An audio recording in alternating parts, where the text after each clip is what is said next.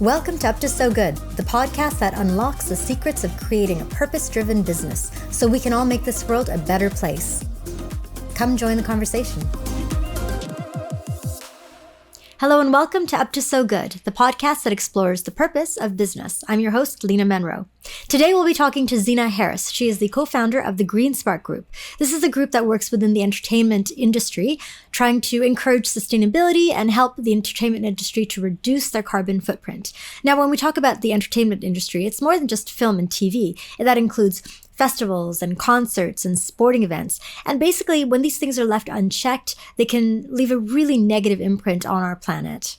The Green Spark Group does this by working directly with studios and production companies, reducing waste and helping them to reduce emissions by really working with them on their day-to-day operations. So we hope you stick around because this is a really informative episode to listen to. Hello and welcome to Up to So Good, the podcast that explores the purpose of business. And I'm here with Zena Harris, who's the founder and president of the Green Spark Group. Yes. Hi. Nice to be with you. Thank you so much for joining us. Sure. Yeah. So tell us about the Green Spark Group. What is the Green Spark Group? Well, it is a sustainability consulting company that services the entertainment industry. So we've been around, this is our 11th year. We're very proud of that. And we last year got our B Corp certification, which I know that that you have as well. So that was a journey in and of itself. And I mean, honestly, we're looking at sustainability in every corner of the entertainment industry. We focused a lot over the years on film and TV, and we are looking more at sports world and music world and how to uplift the workforce. And so you can imagine there are many companies, many stakeholders in and along that value chain. And we hope to touch as many as we possibly can. Okay, so when you say the entertainment world, that's so broad. Actually, and you did kind of answer my next question, which was sort of like, where do you focus and how do you, what does sustainability consultant mean? For us, a sustainability consulting in entertainment means, like I said, we've been working a lot in film and TV over the years. So we've divided up our company into multiple practice areas, we like to call it. And one of them is working on production with production crew and the leadership and the studio, all to help make that production more sustainable, help crew integrate sustainable practices. So we like to say we're working with them, we're not doing it for them. And so what that looks like is talking about what the goals for that production are related to sustainability. Maybe they just want to calculate their greenhouse gas emissions. Maybe they want to work on practices that reduce their carbon footprint. And that could be anything from reducing the amount of fuel that they use, using clean tech to do that. What does that look like? Where do you get it? How do we have conversations about gathering data around that equipment and the reduction in fuel? To material reuse. How are we going to source it? Where are we going to get it? What does that look like? What does the art department need? What do they want to do? What's their vision? And then what happens with that material at the end? To all, you can imagine the various types of materials that might enter a film set. So it could be the types of food. It could be, how catering and craft service are serving that food, how crew members are interacting with that food, and then what's happening to it at the end of the day. So all of these small decisions, when taken together and kind of rolling up into that production, it can be a lot. It can be overwhelming, right? And so when we're working on production, we're helping the production kind of ease that burden a bit and all those decisions and helping them gather information and execute on that. There is a lot of waste on film or TV production. Everything that you see on the screen or everything you see on TV was put there by someone for a reason. It could be the plant, it could be the pen on the desk, it could be anything. It was put there for a reason. And then you think about the materials that are coming into that system, all of those little details then have to go somewhere after the show has wrapped, right? And we're dealing with tight budgets. And, timing, really, that is, for years, it was just easier to throw all that stuff in the dumpster out back. And just think about that. Like, so when you say like everything, let's just take like a sitcom, I don't know, something like a show where the set is just at home, right? And you've got the entire house. You're showing the house. Maybe it's an hour-long drama, mostly at the house. And of course, you've got all these other sets. All the furnishings in the house were, procured for the purposes of that filming, and they'll all be thrown out. In the past, they have been thrown out for the most part. That is absolutely a possibility. A lot of times, folks will, if they sometimes they'll rent them. Oh, I see. Props Okay. will be rented. That's set good. decorations will be rented. So that's actually really, really positive, and we encourage it a lot. People don't like seeing material like that go into the landfill, but I've actually have seen sofas in dumpsters. Yeah. Like there's no reason for that. Yeah. But we're up against these tight timelines and budgets. And it takes time, money, and effort to then do it. Sell or recycle or reuse this stuff. And it's almost easier just to haul it away. And that's so... But think about all the TV shows that are out there. I mean, that's terrible. And then there's the really big budget sci-fi ones where like all these things that are made, these giant whatever aliens and all these materials, what happens with that? Yeah, well, if you don't pay attention to and you don't have an intentional strike plan, that stuff more than often will go into a landfill. Yeah. So that's where we help production. But the good news is that people are aware of this, and people feel the tension between throwing stuff in the landfill and then what their values are and what they may do at home. People feel it. And so they often want to do something about it. They just either haven't been given permission to do anything or don't quite know what to do, or it takes a lot of time to kind of research a vendor that can help them, these sorts of things. So, so that's where we started about 11 years ago. That's where I started, is literally working on that kind of thing on production. And the company has grown from there. It's troubling to me, too, that so much waste is generated in an industry that is often just there for fun, for amusement, for entertainment, so much waste is generated. That's true. It's not just focused, though, on film and TV. When we look at other aspects of entertainment, I mean, if anybody's been to a big concert, Yes. and one where it's multiple days and your people are bringing tents and all sorts of things that they may want during that time frame. A lot of times that stuff is left there. Oh, really? Yeah. And so there are organizations who have made their whole mission to go collect good stuff that's left at concerts and take it to shelters or take it to other organizations that can use it. Yeah. Do you also go into, when you're consulting with your clients, do you go into also the energy usage? Yeah. Oh, okay. That's a big deal. So now, has that gotten better or worse? Actually, let's talk about what that is, the energy usage. When we say energy usage, we're talking about the generators. We're talking about the storage of all of the very high definition footage that's captured. We're talking about just everything, all the lights being used and sound, all the equipment, everything running.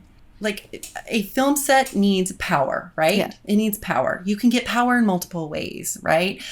We've got lights, we've got cameras, we've got, and cameras are using batteries and lights can use batteries. And like, there are all types of power sources that can go into play. So what we're looking at is all of the power sources. We're documenting the energy usage there, but what we're looking at is what's creating the power, right? Vancouver is a very popular place to film. You can look down the street and see cables running down the side of the street. Not so much anymore in Vancouver, though. They're really working to get those generators off the street and use battery power. They're great incentives in Vancouver for that. But, you go to any city and you're looking at, folks filming, just follow the cables and it will almost always go to a generator, right? So that generator uses a lot of fuel. And what we're noticing by collecting that information, we're noticing that we're oversizing our generators for what the power need actually is. So we're burning way more fuel than we actually need to, which of course, then you start looking at the dollars and cents. We're wasting money on that. And then you're looking at vehicles as well, because, we got a lot of trucks and vans and, cars and whatnot, if we can start to look at the electric vehicle options and start to remove an internal combustion engine vehicle, we're starting to save fuel and emissions in that decision, right? Everything's solar powered in film and TV these days, yeah? Oh, yeah. Oh. Trailers, cast and crew trailers. Oh, I didn't know that. Oh, yeah. That's fantastic. Lights, like, they'll use them for maybe like perimeter lights or whatnot. Right. They'll have, sometimes you can get solar powered light stands. I mean, yeah, there's a lot of opportunity there. Right. So you were saying about also food and catering. Can you tell us a bit more about that? Yeah, it's interesting. One of the easiest decisions that can be made, and some people feel really passionate about their food, but one of the easiest decisions that can be made is to default to vegetarian options. And then if you need to add a little, animal-based protein, you can, right? Okay. Instead of the other way around where it's like, here's your meat and put some, veggies on the side. If you just flip that, you can save a lot of money. You can also save a lot of carbon emissions. It makes a huge difference, the type of protein that you serve. I mean, like, hands down, and you think about it, meat costs more money. Of course, at the end, what's happening to it, if you have leftovers, definitely donate the food. And then do they do that? They do. Oh, yeah, it's a big deal. We did a big push a few years ago to show people it's perfectly legal to donate food. Here's how you can do it. Here's a process. Here are other organizations who can take the food. And I think it's more commonplace now. So you just said a second ago, there's the barriers. A lot of people thought, I thought there were barriers to donating, but no? No. I mean, it's perfectly legal to do. There's actually legislation protecting the donor. As long as you take, good care of the food, you can donate the food. What would you say is then, in just a sentence or two? I know it might seem self-evident, but I'd love for you just to say, what is the real purpose of Green Spark? The purpose of Green Spark Group is to change the climate of entertainment. That's absolutely what we're here to do. And we do it in, several different ways, through engaging with production, through this corporate work. And then a lot of our work also is in training, uplifting people, uplifting the workforce, upskilling. That's a huge part of it all. It's very important to us to teach you how to do something and you go off and do it on your own. Yeah. But it also is important to us to walk the talk as well, which is why we focus so much on getting our B Corp certification and, setting up, an internal structure that works for our employees. And 1% for the planet. 1% for the planet and all of that we're trying ourselves to be a model in the industry, to work with honesty and decency and transparency. Has it been positive for you all, or do you operate a little bit more like a nonprofit? I would say it's been lucrative in that, we can think about more than just money. We've had quite a ripple effect in the industry, working locally with organizations like Real Green, for example, which is at the Creative BC, the Film Commission here. We've been working with them for years, and that has, sparked this whole local movement. They've gone on to do great things.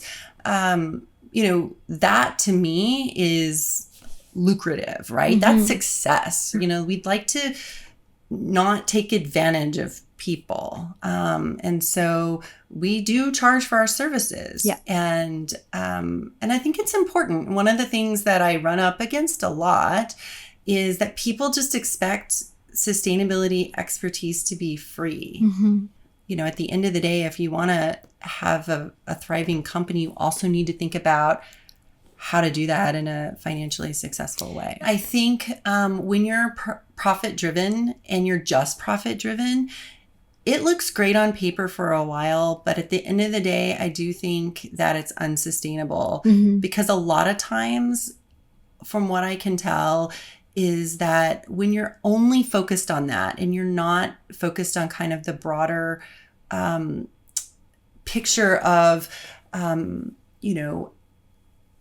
how your workforce is doing and how your For employees sure. are Yeah. thriving and how, what you're doing, for them to help them do a good job for you as the company. Like that kind of, leaders are not thinking about that. Yeah. It is unsustainable in my mind because you just start driving, people into the ground and it might look great on paper, but your workforce is suffering. I do wonder about this idea of almost like embracing poverty as being noble, and things like this sometimes do happen in the B Corp world. I don't think it's good. I don't know if it's done intentionally or it's like subconscious, or a lot of B Corps won't toot their own horn either.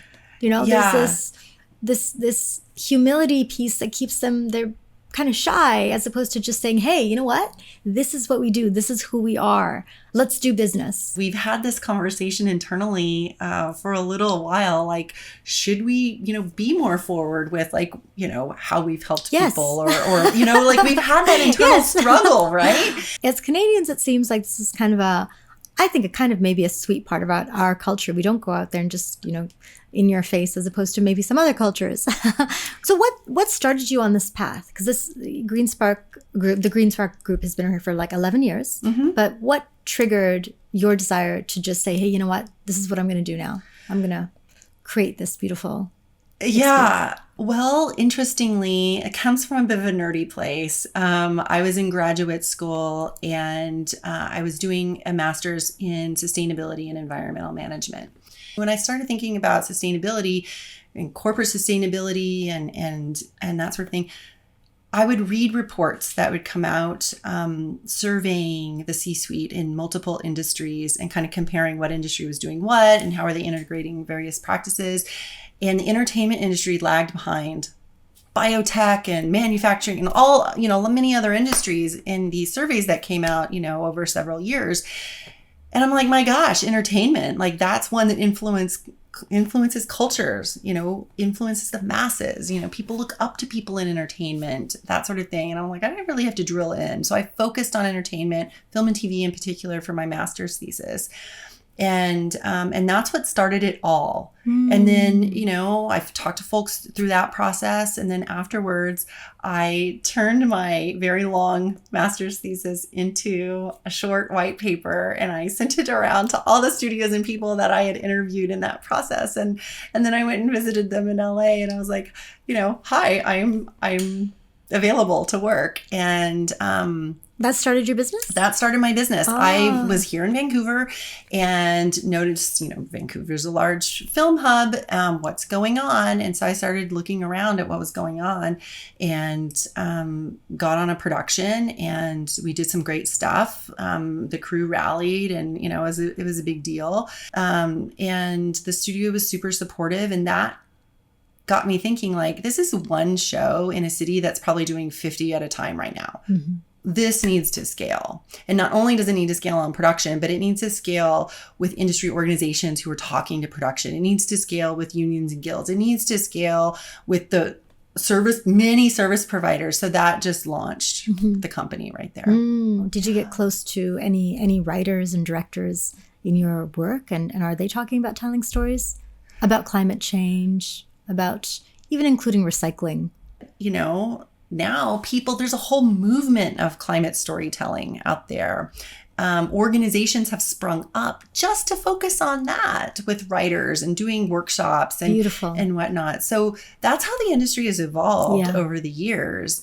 And many more films have been made with climate in them. I mean, people are now tracking that and then tracking what you see on screen and then how it influences human behavior, the audience member. Social scientists are studying that right now.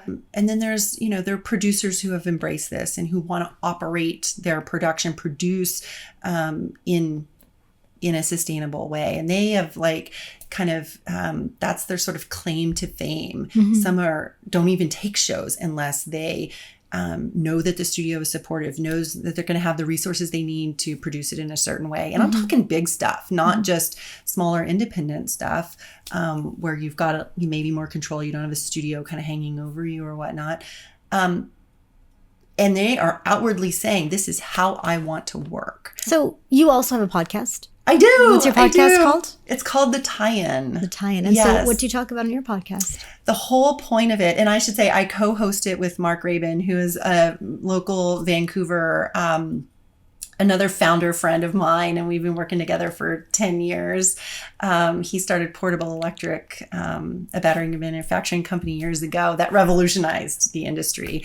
But he and I have been on this journey for about a year, and the whole purpose of the podcast is to bring forth the voices of people behind the scenes who are doing great work. A lot of it innovative. And I'm talking like across entertainment. We've gone behind the scenes at concerts, big concerts like Coachella. Mark's been in the field at Burning Man. We've talked to people who power Coldplay's concerts. We've talked to producers, art directors, construction managers, all sorts of people who are doing great work behind the scenes, but that you would never hear about. And so do you feel with the work that you're doing now, just in life in general, do you feel you found your purpose? I do. I think that what I'm doing is making a difference, can make more of a difference. Like I feel like I'm just scratching the surface. I think there's a lot still to do. And I do think that, somehow I fell into this. And so I've found my purpose in trying to help others in this industry. And so what do you want for maybe the viewers and listeners out there? What would you want them to know, to be mindful of? I feel like whether you work in entertainment or not, you all have the power to do something. If you feel like, you want to tackle, climate change in a certain way, go do it. Just do it. If I really am a believer of personal agency. We have the power to do stuff. We don't need to wait and be asked to do something. And I think that is one of the single most important things for people to grab onto and feel and just live life with that. Did you have any final things that you wanted to share, or? I just really appreciate you having me on. This has been a great conversation. And I think, just folks lean in to what your interests are. I would just leave folks with that. Yeah. And it's pretty magical that, that we have an opportunity now to really change the direction, I think, of where we're headed by taking these steps. And I really applaud the work you're doing, and the people who are working with you to make film sets more sustainable, and entertainment industry in general. Such an opportunity there. I just think people didn't know. Yeah, I think we just take it for granted. Let's get it out there more. Let's talk about this more. Let's get excited about this more. It's been a shift over the years, doing behind the scenes videos and talking about this kind of stuff. So I think it's great. The more we can do, the better. And then the more, the general public knows about how their entertainment is made. Just so you know, the way that this podcast is made is very low carbon footprint. This is some used furniture. That's great. And if you're watching this on YouTube, this is some used furniture. You can see it. You can tell by the age of this. I don't even know how old this is. It just was here when we moved in, and we've been using it. As you can see, this is a very old vault, and none of the stuff ends up in landfills. We keep it. And you're plugged into the grid, I can see. We're plugged into the grid. We have very small cameras that we use. And you know what? It might not be the prettiest set, but it's highly functional. Yeah. And we're very happy with it. And unfortunately, we're not solar powered yet, but...